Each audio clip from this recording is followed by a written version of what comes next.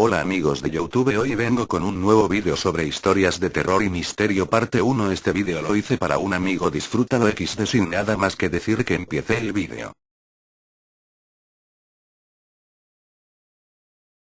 Los fantasmas de la carretera 66. Si usted decide seguir viajando a lo largo de la ruta 66, pronto se encontrará Catoosa, Oklahoma, USA. Al conducir a través Catoosa, recuerde que debe permanecer en la ruta 66. Si usted toma un giro equivocado y termina en la carretera 412, a unas 6 millas de Catoosa, no pocos le informarán de un incidente que muchos otros han atestiguado haber vivido.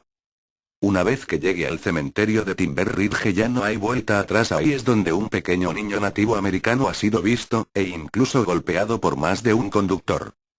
El pequeño se observa detenido a lo largo de la carretera con su bicicleta, donde un vehículo lo atropelló y lo mató. Fue enterrado en el cementerio mismo, en la primera fila junto a la puerta, cerca de la parte inferior de la colina. Varias personas juran que al atravesárseles, sintieron realmente cómo golpearon al niño, y encontrar huellas de pequeñas manos ensangrentadas en los parachoques de sus coches. Otros lo han visto de rodillas a lo largo de la carretera, mientras que algunos otros incluso han asegurado haber sufrido daños en sus vehículos, después de golpear al niño que luego se desvanece. Recuerde que cuando viaje a Catoosa, cerca a la ruta 66, no viaje por la carretera 412 a menos que quiera mirar a ese niño fantasma a la cara.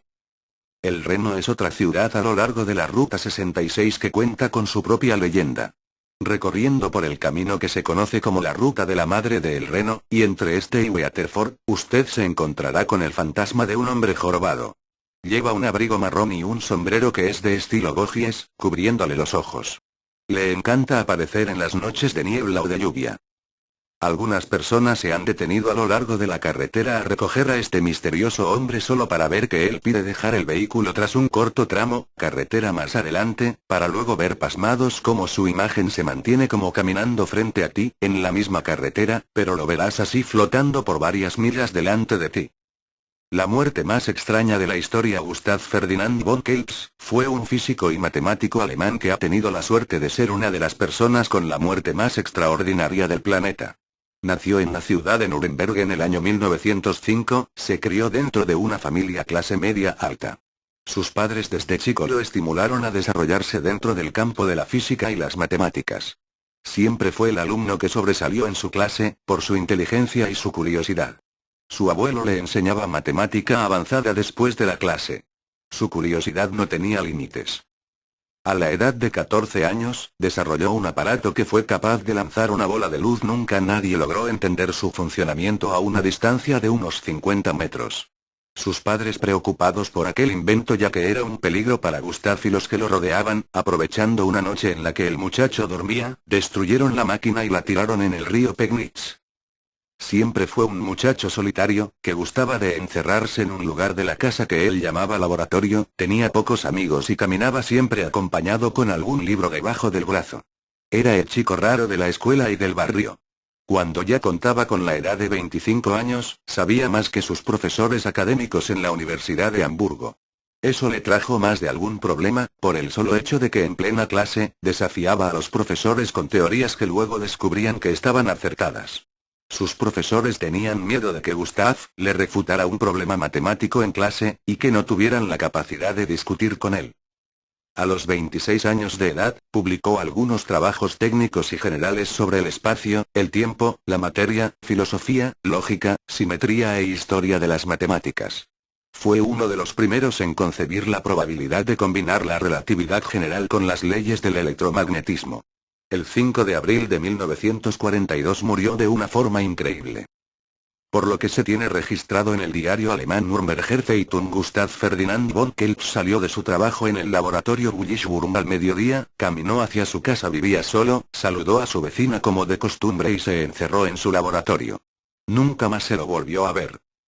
El expediente de la policía número 12098-34 declara que por las pericias hechas en el lugar, Gustav estaba trabajando en un proyecto secreto para presentarlo en el Instituto de Matemática y Física de Múnich, cuando encendió una máquina que emitía rayos. La policía nunca dijo de qué rayos se trataban, porque el experimento fue hecho en época de la Segunda Guerra Mundial, que la vecina pudo testificar que vio la luz que salía por la ventana del laboratorio y sintió como un zumbido, como cuando hierve el agua dentro de la pava. Luego una fuerte corriente de aire la tiró a unos 12 o 14 metros del lugar. Los investigadores policiales no podían creer lo que declaraban los testigos: un haz de luz color violeta, ráfagas de viento, zumbido en el aire, dolores profundo de cabeza, luego del incidente, etc. El interior del laboratorio estaba casi intacto, solo papeles desparramados y algún vidrio roto. El cuerpo del científico nunca fue hallado. Pero lo más interesante del caso, fue cuando 3 meses después del extraño suceso, los nuevos inquilinos estaban acomodando los muebles en la casa. Cuando de pronto ven 4 testigos coinciden en lo mismo: asomar una cabeza por la pared que les dio los buenos días y desapareció en el acto. Los inquilinos testificaron bajo juramento que 4 o 5 veces más vieron a la extraña figura cruzar de pared a pared. Luego de mostrarles fotografías de Gustav, todos aseguraron que era la persona que apareció por la pared. Decidieron llamar a investigadores, científicos, de varias ciudades para encontrar una explicación a lo sucedido. Se formó una junta de investigación y luego de estudiar el caso por 2 meses, concluyeron lo siguiente: Gustav era la única persona que sabía lo que estaba experimentando. De alguna extraña manera pudo vencer el tiempo y espacio y pasar a otro plano dimensional. Todos coinciden en que el físico matemático sigue vivo en otra dimensión, ya que cuando aparece, saluda normalmente y habla con los asombrados moradores del lugar. En una ocasión un investigador se sorprendió al ver aparecer a Gustav por la pared, aseguró saludarlo y que Gustav le respondió: buenos días. Bonito día para descubrir cosas nuevas, ¿no? El investigador se quedó tan perplejo que cuando atinó a responder, Gustav ya había desaparecido. Conclusión: no solo está vivo en otro lugar, sino que cada poco aparece y habla con los visitantes del lugar. Cuando en una ocasión le preguntaron a Gustav si estaba en otra dimensión, él solo respondió: no se preocupen por mí, yo estoy en un lugar que ustedes tarde o temprano descubrirán y una vez que lo visiten, no querrán volver. El salón que conecta con el más allá. Un relato de Reinaldo Silva. Mi tío Francisco era un tipo de esos rudos que no creían en fantasmas ni nada que se le parezca. No lo culpo. Él, a sus 60 años, había sido educado en una época en que si los padres de un crío le escuchaban hablar de aparecidos y cosas de esas, consideraban que mentía, y la mejor forma de quitarle la costumbre de decir mentiras eran unos buenos azotes. Por eso me fue muy interesante cuando, una noche en una reunión familiar, me contó una experiencia que le había ocurrido cuando niño. Quiero que sepas que te cuento esto solo a ti, me dijo, no quiero que nadie en la familia piense que estoy loco. Tras hacerle entender que su secreto estaría bien guardado conmigo, el tío Francisco se acomodó en su sofá y se sirvió otro vaso de cerveza para acompañar su relato. Estábamos en una sala de su casa. Era un día de fiesta, el cumpleaños de su hermana, mi tía Claudina. En realidad no eran tíos míos. Eran parientes sí, pero el vínculo familiar era tan lejano que, cuando me explicaban el árbol genealógico de la familia, desistía de entenderlo. Para mí y para mi familia, eran nuestros parientes y ya. Su inmensa casa, de construcción muy antigua, contaba con varios salones, por lo que no era difícil alejarnos del jolgorio como en esa ocasión en que estábamos ambos solos, en un salón apartado, en total confidencia. Tú sabes que en este pueblo siempre se cuentan historias de duendes y aparecidos, prosiguió su relato, a mí siempre me han parecido cosas de vagos, de gente que no tiene otra cosa que hacer que inventar tonterías. Igual, de esta casa, cuentan siempre la historia de los hijos de la empleada que desaparecieron sin dejar rastro. Sí había escuchado esa historia, que decían pasó en la época del bisabuelo del tío Francisco. Pero una vez, cuando era niño, me pasó algo que hasta ahora no puedo entender. Te lo cuento para que tú me digas qué fue. Veía en los ojos de aquel hombre la necesidad de saber la verdad de un capítulo oculto de su vida. Mintiendo descaradamente, le dije que yo desentrañaría lo que le afligía. Yo tenía 12 años, recomenzó a relatar su experiencia, había una fiesta así como ahora. Era el cumpleaños de la abuela Petronila. En esos tiempos, los cumpleaños duraban 3 días, venía todo el pueblo, había mucha comida y bebida. Los hombres se sentaban en los salones, y las mujeres cocinaban para todos los visitantes. Los niños no podíamos estar ni en los salones ni en la cocina. Debíamos jugar en el patio. Para esa fecha, mis padres me vistieron con un traje nuevo, de camisa blanca, chalequín azul, pantalones arriba de las rodillas, medias altas y los zapatos del domingo. Yo estaba furioso por eso. Yo vivía feliz correteando sin zapatos por el campo, subiendo a árboles, cogiendo higos de los huertos, robando huevos de pato en el sembrío del vecino, decía mientras reía recogándose como un pequeño mataperros. Ese traje era como un castigo para mí. Para contentarme, mis padres me compraron también una enorme pelota roja. Estando ya en el patio, con los demás niños, y todos se burlaban de mi aspecto.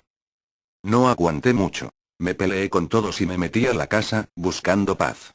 Sin pedir permiso a nadie, me metí en el salón viejo. Estaba prohibido en mi casa que yo o mis hermanas jugásemos ahí. En ese salón estaban las pinturas de los parientes, el reloj de péndulo y el viejo fonógrafo. Me imagino que mis papás no querían que los rompiésemos. No había nadie en el salón, así que me puse a jugar, solo, con mi pelota. Me paré frente a la pared donde estaba el reloj y comencé a botar mi pelota contra ella. Tiraba la bola al suelo, rebotaba, golpeaba la pared y la cogía con mis manos. Así una y otra vez. De pronto, el viejo reloj comenzó a repicar. Eran las 3 de la tarde. Años después escuché decir al cura del pueblo que las 3 de la madrugada era la hora del diablo y de los duendes, pero en ese momento eran las 3 de la tarde. Paré un rato, tomando mi pelota con ambas manos, mientras el reloj daba las 3 campanadas.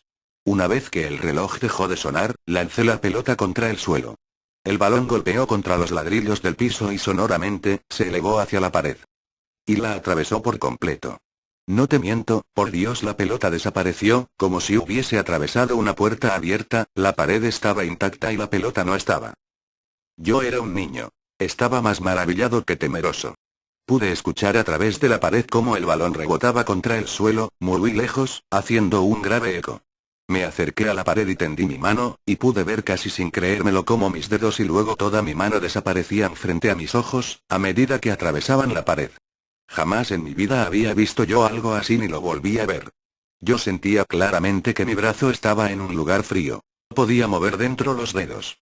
Cuando retiré mi mano de ahí, esta estaba envuelta en una pequeña película grasosa y transparente, como cuando te frotas aceite. Volví a meter mi mano un par de veces para constatar el prodigio. En ese momento, algo me dijo que debía dejar de hacerlo. Saqué de nuevo la mano de la pared y pensaba en cómo recuperar mi pelota cuando vi que la pared se arqueaba hacia afuera. No me dio tiempo para reaccionar. Una mano horrible, de uñas como garras, negra, negrísima, salió de la pared y me agarró fuertemente de la muñeca. Era fría y viscosa, se aferraba a mi pequeña muñeca como una serpiente, como una babosa. Era horrible. Solo sé que esa cosa no era humana. Me quedé paralizado del miedo mientras esa cosa me arrastraba, en silencio hacia la pared. Estaba tan aterrado que no grité, solo atiné a defenderme pataleando, jalando, berreando, golpeando con mi puñito, tratando de zafarme. Tenía una fuerza superior a la mía, muy superior a la de un hombre. No pude hacer nada mientras sentía cómo, inexorablemente, introducía todo mi cuerpo dentro de la pared, en medio de una oscuridad profunda, en la que no había ningún atisbo de luz. No sé cuánto rato pasó, pero comencé a sentirme muy liviano. Era una sensación fría y opresora.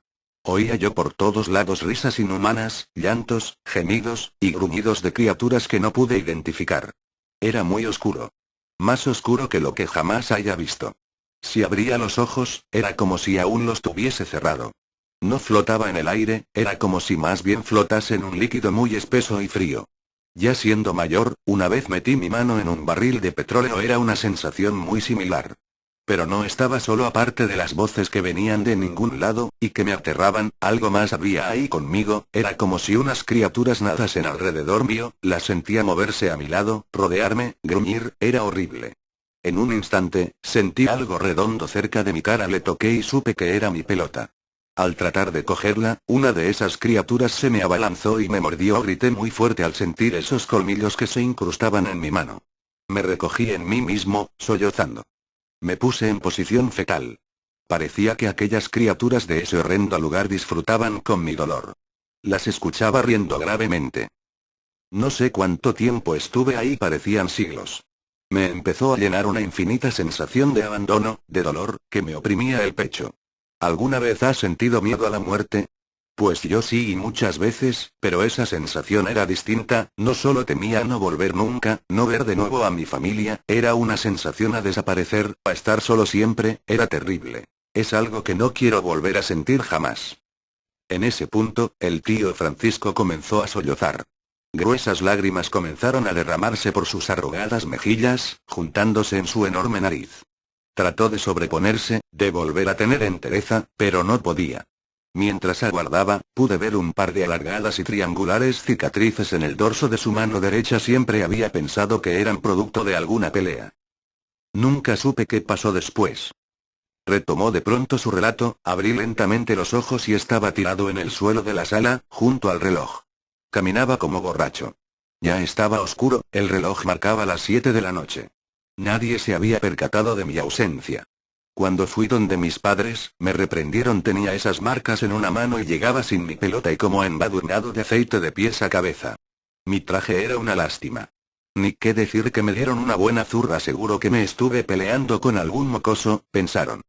Mientras mi madre me limpiaba, recriminándome, me di cuenta de que sostenía un papel en la otra mano. Era este. Sacando un papel viejo de su cartera, el tío Francisco me dijo que lo guardaba consigo desde entonces. Era un papel muy viejo y arrugado. Por un lado estaba impreso un programa de misas de la parroquia del pueblo, y la fecha era 16 de mayo de 1868. Definitivamente estaba impreso con tipos antiguos. Al reverso, un dibujo. Un niño parecía haber dibujado una vaca y 3 personajes con carbón, una mujer mayor y 2 niños. Mis padres querían a toda costa que les diga quién me había golpeado y robado mi pelota, eso era lo que creían. Nunca me atreví a contarles nada. Mi papá me compró una bicicleta y la puso sobre un ropero en mi cuarto. Me la daría si confesaba. Nunca dije nada y la bicicleta se quedó ahí muchos años. Esa es la historia. Dime, ¿dónde estuve? Tuve que ser sincero y decirle que no podía responderle. Lo tomó con calma. Cuando me dicen que cumplo años, me río porque pienso que me faltan 4 horas de mi vida, pienso que me faltan 4 horas en todo, me dijo. Le prometí que trataría de investigar. No me da miedo ya morirme, a mi edad, pero me da miedo pensar en que si muero, tal vez vuelva a ese sitio. La noche ya avanzaba cuando terminó la fiesta y junto con mi familia, me apresuré a despedirme de la parentela. Una vez más, demostrándome a mí mismo que no puedo con mi genio, decidí salir de la casa de mi tío por el camino más largo atravesando el salón antiguo. Estaba oscuro y en orden. Nadie estuvo ahí durante la fiesta. Estaba limpio y ordenado, como siempre. Atravesando la penumbra, me paré frente a esa pared. Al lado estaba el viejo reloj, que aún funcionaba. Miré un buen rato la pared, hasta que me di cuenta que el reloj estaba marcando 5 minutos para las 3 de la madrugada. No había bebido casi nada, pero sentí como si el piso se inclinase hacia ese lado del salón. No me atreví a quedarme hasta esperar a que fueran las 3.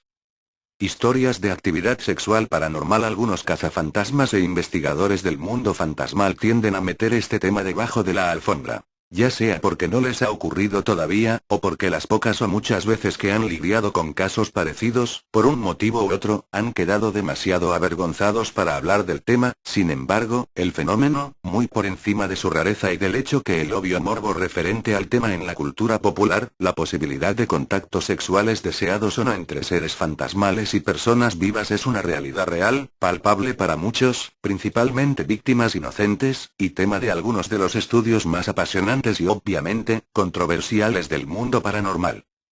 Muchos creen obviamente, y no soy quien para juzgarlos, que todo esto es el absurdo paranormal en el más alto grado, pero los antecedentes de los reportes acerca de encuentros sexuales entre entidades del mundo espiritual y personas vivas llegan en muchos casos a ser tan frecuentes y tan antiguos que una ligera revisión permite descartar la imagen creada en la mente del común de la gente al respecto, tal como fue presentada, de manera picaresca y cómica en la recordada primera entrega de la película Cazafantasmas. Para la gran mayoría de la gente, la actividad sexual paranormal, como prefieren llamarla los investigadores, suele ser cualquier cosa, menos tema de risa en casi todos. Antecedentes. La posibilidad de encuentros íntimos entre seres encarnados y desencarnados ha estado presente desde el inicio de la historia humana, principalmente en mitos y leyendas que han creado el corpus de creencias de muchas religiones y cultos antiguos y repartidos en todo el globo, por lo que no me extenderé en esto, debido a que en todas las culturas, ha sido aceptada la posibilidad de contacto amorosos entre los vivos y los fallecidos, y rebuscar en busca de registros de encuentros íntimos no es muy difícil para un lector acucioso.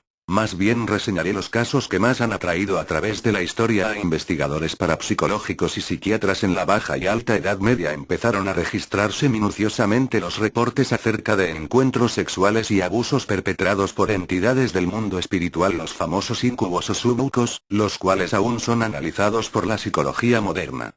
Ya entrado el siglo XIX y con la expansión del espiritismo a nivel mundial, empezaron las investigaciones serias con respecto a las agresiones sexuales por parte de entidades y espíritus del denominado bajo astral. Pero no fue sino hasta 1974, cuando los parapsicólogos del Laboratorio de Parapsicología de la Universidad de California se toparon con el caso de Carla Moran Doris D., uno de los primeros casos documentados y analizados de actividad sexual paranormales, y vale destacarlo, uno de los casos más extremos y agresivos. El ya famoso caso del ente, y el cual nunca pudo explicarse satisfactoriamente. A partir de entonces, son pocos los parapsicólogos que nieguen la posibilidad de no sea posible encuentros sexuales de algún tipo con un ente desencarnado, pero aún así, es un tema aún un tanto vetado. Hay muchos fantasmas que aún vagan buscando amor en este mundo, y también hay los que buscan un contacto más íntimo y a veces carnal, por lo que, asumiendo que un fantasma o alma en pena está atrapada en nuestro mundo por causas y bajas pasiones terrenales en muchos casos, ya no se descarta que existan fantasmas que quieren tener encuentros sexuales con los vivos. La experiencia de un real contacto sexual paranormal, para los que lo han experimentado, es tan vívida que realmente puede convertir a cualquier persona en creyente convencido, ya en el caso del investigador paranormal como en cualquier otra persona. ¿Dónde y cómo puede ocurrir? Por supuesto, hay muchos lugares embrujados en el mundo donde uno puede ir a la caza de experiencia real de la actividad sexual paranormal. Allí se han investigado reportes de lugares tales como hoteles, restaurantes, cementerios, espacios públicos en todo el mundo en el que los encuentros sexuales con fantasmas son más que comunes y se dan cada día. En bien sabido embrujada ciudades como Gettysburg, San Francisco, Nueva Orleans, Sacramento, Portland y la mayor parte de Oregón, París, Roma y Tokio, Charlotte, Carolina del Norte, para nombrar solo algunos. La historia más frecuente y común es las referentes a las entidades molestosas, la típica y archiconocida palmada grosera por parte del fantasma que frecuenta desde décadas un bar o restaurante embrujado. De este tipo de historias, hay casi una por cada ciudad o pueblo del mundo. Igualmente, son muy frecuentes las entidades fantasmales que se manifiestan como una suerte de más agresivos abusadores invisibles, los fantasmas que realizan el frotarse, con sus ocasionales víctimas roces que pueden. La nítida sensación de contacto de casi todas las partes del cuerpo del fantasma se entiende, incluyendo las nalgas, los pechos, abdomen, muslos, pies, manos, piernas y órganos sexuales astrales, sin penetración. Toda una agresión por parte de un pervertido fantasmal. Y una experiencia así puede ser muy desagradable, imagínese si descubre que lo ha perpetrado contra usted un ser que no es de este mundo. Tanto en este caso como en el anterior, sucede más frecuentemente a mujeres, pero no es una regla general. A menudo, algunos espectros invisibles utilizan el frotaje como una etapa temprana de la intimidad sexual, y antes de atreverse a un contacto más explícito, o como un sustituto de la relación sexual, pero para mantener un mayor grado de control sobre la persona que están embrujados, por lo que uno debe de tener cuidado al sufrir este tipo de agresión fantasmal y no tomarla a la ligera. La frontera que pocos traspasan sexo con un fantasma. Hoy, muchos cazadores de fantasmas y investigadores de fenómenos paranormales son conscientes de lo que paso a reseñar, pero deciden no hacerlo público por muchas razones. Muchos cazafantasmas e investigadores paranormales están saliendo en busca de fantasmas, con el propósito real y directo de tener y propiciar encuentros sexuales reales con ellos. Comencé mis experimentos, desafiando al fantasma a atacarme, nos cuenta una investigadora norteamericana. En el momento del inicio de mi investigación, se conocía muy poco acerca de este tipo de fantasmas. La estimulación de un fantasma real en mis pezones fue el primer encuentro sexual real que tuve con una entidad invisible. Yo estaba muy sorprendida, se asustó. Esto me pasó en un lugar público en 1967. Realmente pensé que estaba volviendo loca, pero sé que realmente le pasó a mí. Sin embargo, a partir de hoy y para mí, la única manera de documentar una situación como la de un encuentro sexual con un fantasma real es que le suceda a usted personalmente. De lo contrario, no tienen ninguna prueba, salvo para tomar la palabra de la persona que le dice que pasó con ellos. Para un investigador neófito o un simple curioso, entrarle a este jueguito es un asunto que es preferible evitar. Una entidad invisible puede penetrar fácilmente a través de las bragas, sostenes, pantimedias, medias o medias y la ropa sin ningún problema. Durante los años que he estado en contacto cercano con muchos que han experimentado este tipo de comportamiento sexual con fantasmas reales, y recientemente he estado en contacto con muchos grupos de investigadores que sus miembros lo han sufrido en varias ocasiones, nos relata Greg Ashford, investigador paranormal. Muchos no saben cómo detener esas actividades. Yo les digo a ellos que busquen un exorcista. La fascinación por el contacto sexual con fantasmas reales es lo que más preocupa a muchos en la comunidad paranormal. En la actualidad hay varios grupos, en mi opinión, de que están caminando en terreno peligroso. Hay cazafantasmas incautos que piensan que lo que se ve en la televisión es todo lo que te puede pasar y que para todo eso hay un documento o una solución, pero cuando un fantasma los lleva sin que ellos lo deseen, al nivel de placer sexual y del dolor, ¿qué harán entonces? En mi opinión, hay cazadores de fantasmas demasiado novatos que pueden estar ya permanentemente dañados o mentalmente marcados de por vida. Y a menos que tomen conciencia de los peligros de lo que un fantasma depredador sexual les pueden y les van a hacer. Greg Ashford es un investigador paranormal que ha estado investigando los fantasmas reales y la actividad de los mismos como perseguidores sexuales, en todo Estados Unidos desde 1976. Sus estudios profundos le han conseguido a él muchas asombrosas revelaciones sobre el mundo de los fantasmas y de otras entidades que realmente nos agreden de golpe en la noche. La agresión sexual paranormal, este tipo de casos, no infrecuente, es de los más brutales y traumáticos y, como hemos podido ver, puede ser provocado por la víctima o no, y provocarlo me parece algo menos que estúpido. Súbitamente, a través de mi ropa que me sentí algo en mi región genital, y dos manos me tomaron fuerte, sin soltar mis hombros, empujándome a la cama a la fuerza. Luego se movió. Yo estaba en el pánico, así que empecé a gritar, pero pesado, una mano invisible y muy sólida me cubría la boca. Entonces me di cuenta de que la presión de lo que sentí como un hombre grande que estaba encima de mí y su presión sobre mis piernas cerradas. Todo se interrumpió a los 20 minutos, al sentir el colapso pesado de ese cuerpo encima de mí. Y luego de pronto ya no estaba. Y yo estaba temblando y temblando por este contacto sexual fantasmal. Me violaron, en esencia, por una fuerza invisible, muy real, malvada, fuerte, nos relata una víctima involuntaria de Identidad en Reserva. Las experiencias de actividad sexual paranormal son, en fin, un tema delicado, aterrador en casi todos los casos, y algo para tomar en serio, y esto aun si a alguien le parece interesante, como fetiche personal, vivir tal tipo de experiencia. La leyenda de los muñecos bebé demonios. Existe una leyenda en la vieja Nueva Orleans acerca de la existencia del bebé demonio de la calle Bourbon, un niño monstruo de una gran dama criolla, la reina vudú María Laveaux, y que fue bautizado por la famosísima señora Lalaurie. El bebé, se asegura, vivió y rondó por el barrio francés y sus alrededores, según dicen, hasta hace varios años, aunque algunos dicen que todavía existe, al menos en forma fantasmal, rondando las calles estrechas y callejones de la vieja ciudad. Algunos otros dicen que sus pequeños huesos están pudriéndose junto con los de su madre, María Laveaux, en su famosa tumba N1, en el cementerio de San Luis. En los últimos años, hubo muchas versiones de la ya famosa leyenda, acerca de la existencia de una o varias muñecas del bebé demonio, la primera de las cuales, se asegura, fue tallada en calabazas ahuecadas. Estas primitivas muñecas diablo bebé a menudo se colgaban en las ventanas de las viejas casonas criollas de la ciudad para ahuyentar al verdadero bebé diablo, que acechaba en la oscuridad más allá de las luces de gas.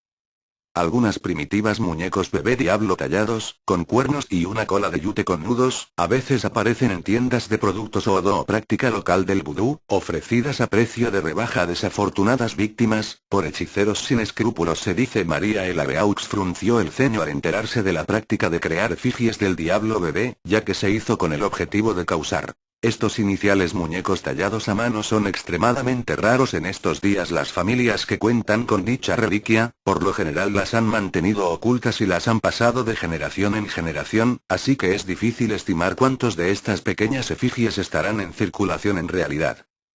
En el siglo XX, sin embargo, otras versiones de los muñecos bebé demonio comenzó a aparecer de nuevo, en y alrededor de Nueva Orleans. Esta vez más bien se hablaba de muñecos contemporáneos, vestidos con el atuendo de los niños, y que eran capaces de valerse por sí mismos, ya que sus piernas y brazos se movían ligeramente. El rostro de estos muñecos bebé demonio era siempre el mismo, con miradas lascivas, los ojos vidriosos y pequeños cuernos que sobresalen de la frente. Se dijo que estas muñecas tenían el rostro que más se parecía a la verdadero bebé demonio, lo que fue verificado por una mujer que había jugado, de niña evidentemente, con el auténtico niño diablo. Estas son las primeras muñecas que tienen realmente una reputación de malditas. Eran muy buscadas y reputadas en el mercado negro del viejo Nueva Orleans, y para obtenerlas, era necesario estar muy bien conectado con lo más selecto y secreto de la comunidad Godoy. Como la mala suerte parecía seguir a las muñecas, algunos dicen que a causa de una maldición que echó sobre todos ellos María Laveaux, es que ninguno de ellos parece haber sobrevivido a este periodo. Solo partes de una muñeca se conservaron y estos habían sido enterrados o escondidos hasta hace muy poco tiempo. Recientemente han reaparecido las historias de los malditos muñecos de bebés demonios en Nueva Orleans. Todo empezó cuando el artista local y diseñador del desfile del Mardi Gras, Ricardo Pustanio, fue capaz de obtener los restos de los últimos supervivientes conocidos de las Devil Doll Baby de cerca del año 1900. A partir de estos, fue capaz de recrear los muñecos, con el tamaño y estilo del original, para su uso e ilustración de las historias sitio en internet Haunted. Estos nuevos muñecos bebé demonio, por su tamaño natural, eran réplicas exactas de los muñecos del siglo pasado producidos en la vieja Nueva Orleans, y, al igual que sus predecesores, hay algo que da toda la razón acerca de ellos y de su terrorífica autenticidad. Estos muñecos hechos a mano, parecen haber cobrado vida propia. Sus ojos parecen seguirte cuando te estás moviendo por la habitación, cerca de ellos, y cuando se reúnen a veces aparece de la nada el sonido de susurros y se han reportado inexplicables robos en la proximidad de ellos. Dado que los muñecos se construyeron sin ninguna intención mágica real, el hecho de que parecerían estar animadas, parece provenir de algún agente aparte de la curiosidad de Pustanio por ver qué pasaría si las confeccionaba. A pesar de que a nadie en Nueva Orleans le gusta tener los muñecos bebé demonio consigo, Pustanio fue capaz de convencer a algunos de sus amigos a tomar a uno de los muñecos para su custodia. No pasó mucho tiempo antes de que los amigos de Pustanio comenzaran a quejarse por tener los muñecos y todos estaban muy ansiosos por devolverlos. Evidentemente, incluso separados, hay algo diabólico en los muñecos bebé demonio. Una persona afirmó que el muñeco se trasladó por sí solo cuando no había nadie en su casa. Se encontraba en un armario del dormitorio y todos los días, cuando el cuidador incautos regresaba del trabajo, la puerta del armario estaba entreabierta y el muñeco estaba tumbado en la alfombra. Otro de los muñecos de Pustanio aparentemente se escapó por la noche en la casa de una pareja que lo guardaba, dejando en el suelo regados los ceniceros y en desorden el piso de la cocina, con los granos tirados por todas partes. La pareja no tenía mascotas ni niños, así que no había otra explicación para los extraños sucesos. Un tercer muñeco maldito fue entregado al famoso psíquico Reese, quien lo conservó en su nueva casa en la que vivió, en los días antes del huracán Katrina. Reese, un coleccionista de muñecos raros, de inmediato afirmó que no le gustaba el bebé demonio, pero accedió a regañadientes a mantenerlo consigo. En las 2 semanas en que lo tenía, despertó de forma continua en la noche, debido al insistente llanto de un bebé. Al final de la segunda semana de que el muñeco estaba en su casa, el huracán Katrina golpeó la casa, inundándola bajo 7 metros de agua turbia. Cuando Ree se volvió a su propiedad devastada, estaba perturbado al ver que el muñeco del bebé demonio era una de las únicas cosas indemnes que rescató del interior de su casa. Silvia Cruz, una investigadora de lo paranormal que se especializa en objetos poseídos, le compró un muñeco de bebé demonio, vía online directamente a Pustanio. Ella pensó que sería el complemento perfecto para su colección de muñecas espeluznantes. Poco después sabría que ella había comprado una cosa real. En poco tiempo, observó cambios en la posición del muñeco de la mañana a la noche. Ella informó también de sonidos de resoplidos y llanto procedente de cerca del muñeco bebé, y ella también relató que sus 2 gatos no se acercaban al muñeco, negándose a estar aún en la misma habitación con él. Algunos objetos, dice Cruz, solamente existen, nacen, por falta de una palabra mejor, con un alma oscura. Creo que el bebé demonio es uno de esos objetos. Si usted mira en sus ojos casi se puede distinguir el parpadeo de un alma atrapada e infeliz. Otros creen que el brillo fue puesto allí por el mismo diablo y que son sus reclamos, presentes en cada representación del diablo bebé, dando a entender que le pertenecen. Cruz también ha comprado una muñeca de vudú reina de Pustanio y que ella asegura que también está encantada. Pustanio afirma por su parte que solo su talento y nada mágico o fantasmal entra en la creación de sus muñecas, pero muchos aún creen que son poseídos por algo inexplicable y extraño. Es interesante señalar que en las incursiones anteriores Pustanio en otras formas de arte, en los últimos 15 años, incluyendo la pintura y la escultura, se rumorea que también tienen algo de lo sobrenatural sobre ellos, además de su tienda en línea. Ricardo Pustanio recientemente permitió que su Diablo muñecos para ser colocado en eBay para la subasta como una muestra inicial de una gran colección de obras de arte inspiradas en Nueva Orleans. Un Diablo muñeca ya ha cambiado de manos varias veces en eBay, parece que el viejo dicho "el comprador tenga cuidado" nunca fue más apropiado. Preguntado sobre la posibilidad de que su obra está encantada, Pustanio encoge de hombros y dice: "He oído hablar de muñecas encantadas desde que era joven. Hemos tenido varias en nuestra familia que llegó hasta nosotros. Pero nunca pensé que mis muñecas sería perseguido, también". Diablo Ricardo Pustanio de muñecas del bebé, encantada o no, están en alta demanda. Cada uno es único en su clase y pueden ser hechos por encargo y vestido con ropa de bebé. Los suministros comprador. Otras muñecas por Pustanio incluyen muñecos vudú reina, vodou zombie y muñecas lua, y vodou usted muñecas hechas por el artista para parecerse a cualquier persona que desee el comprador.